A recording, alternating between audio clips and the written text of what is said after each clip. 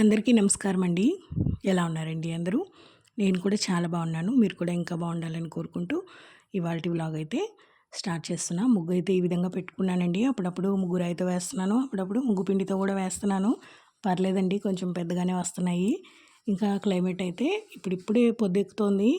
చాలా చలిగా, మంచుగా అట్లా అనిపిస్తోంది. ఇంక ఇవాళైతే టిఫిన్‌తో పాటు వంట కూడా చేసేద్దాం అనుకుంటున్నాను.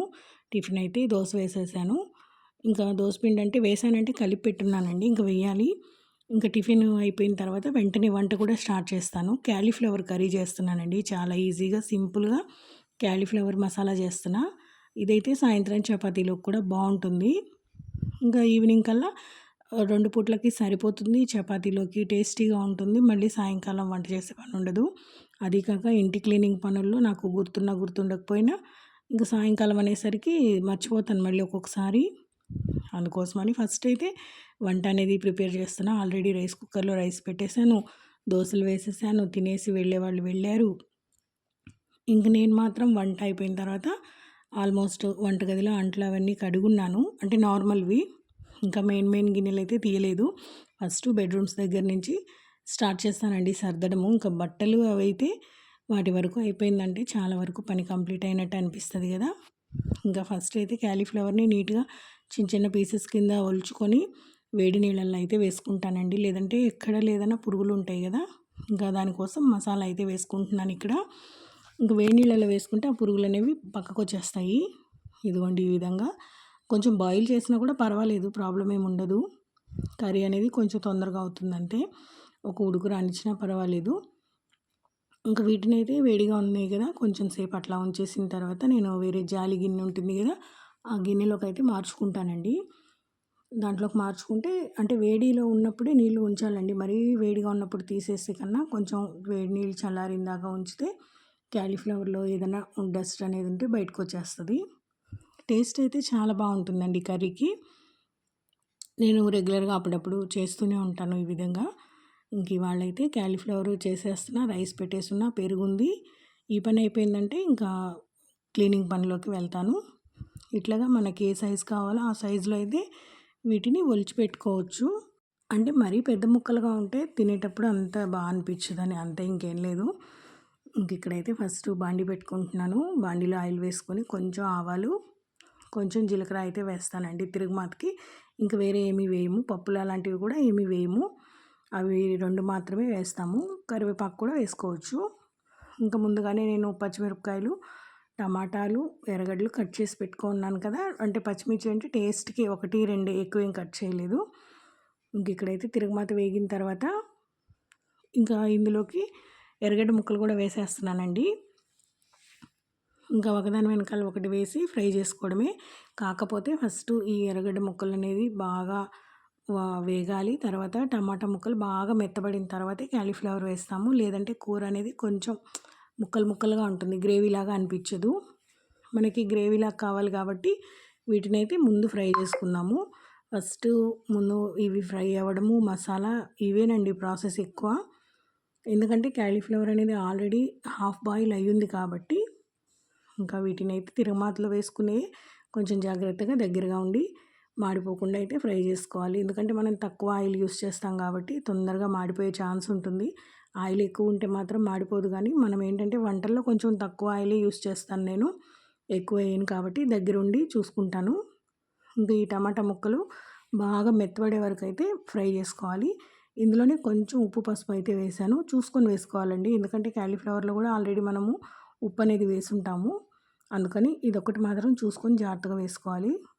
పసుపు కూడా క్యాలీఫ్లవర్లో వేసుంటాం కదా, కర్రీలో కూడా కొంచెం వేసుకుంటే సరిపోతుంది. ఇప్పుడు మనం పచ్చి మసాలా పట్టాం కదా, దీన్ని కూడా ఫ్రై చేసుకుందాము. ఎందుకంటే అన్ని పచ్చివే వేసాం కాబట్టి ఇది కూడా ఫ్రై చేసుకుంటే పచ్చివాసన లేకుండా బాగుంటుంది. ఆయిల్ పైకి తేలేంత వరకు అయితే ఫ్రై చేసుకుందాం దీన్ని. తిరుగుమాతలో ఎర్రగడ్డలు, టమాటాలు, మనం వేసుకున్న మసాలా ఇవన్నీ వేసి అయితే ఫస్ట్ ఫ్రై చేస్తున్నాం. ఇప్పుడు ఇంకా ఎక్కడ మనం కారం వేయలేదు, గమనించారో లేదో మీరు. ఇంక ఇదంతా బాగా ఫ్రై అయిన తర్వాత ఈ సగం ఉడుకున్న క్యాలీఫ్లవర్ ముక్కల్ని ఎత్తి ఇందులో వేసేస్తానండి. ఎందుకంటే మసాలా కొంచెం వేగాలి కదా, లేదంటే పచ్చివాసన వస్తుంది. టమాటాలని ఇట్లా గెంటితోటి మెత్తగా మెదిపినట్టుగా అంటే గ్రేవీలాగా వచ్చేస్తుందండి కూర అనేది. మనకి చపాతీలో తినాలన్నా, రైస్‌లో తినాలన్నా కలుపుకోవడానికి గ్రేవీ కన్సిస్టెన్సీ బావుంటుంది. ఈ విధంగా అయిపోయిన తర్వాత కొంచెం టైం తిరగమాతకే పడుతుంది ఎక్కువ. ఎందుకంటే క్యాలీఫ్లవర్ రెడీగానే ఉంది కాబట్టి ఉడికిపోయింది కదా. ఇప్పుడు ఇవన్నీ అయితే వేసేస్తున్నాను ఎత్తి. ఈ మసాలా అంతా వీటికి పట్టే విధంగా బాగా అయితే వాటర్ ఏమి వేయకుండా కొంచెం సేపు అట్లా వేగించినట్టుగా ఫ్రై చేస్తాను.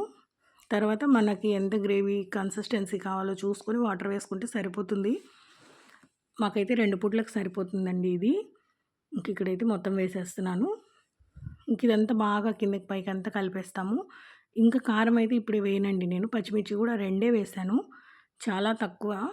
ఇంకా కారం వేసుకుంటేనే టేస్ట్ బాగుంటుంది దీనికి.